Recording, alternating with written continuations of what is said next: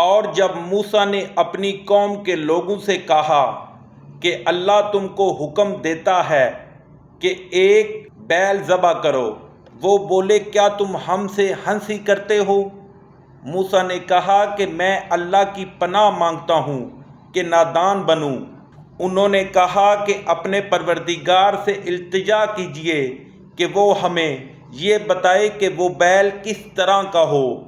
موسیٰ نے کہا کہ پروردگار فرماتا ہے کہ وہ بیل نہ تو بوڑھا ہو اور نہ بچھڑا، بلکہ ان کے درمیان یعنی جوان ہو۔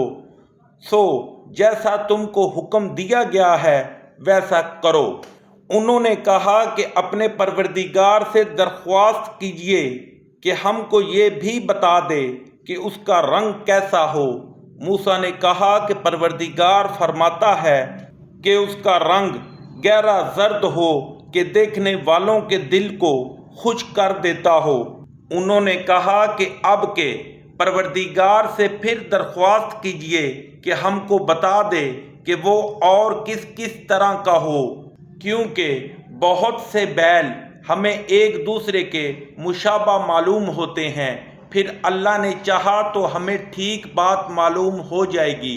موسیٰ نے کہا کہ اللہ فرماتا ہے کہ وہ بیل کام میں لگا ہوا نہ ہو، نہ تو زمین جوتتا ہو اور نہ کھیتی کو پانی دیتا ہو، اس میں کسی طرح کا داغ نہ ہو۔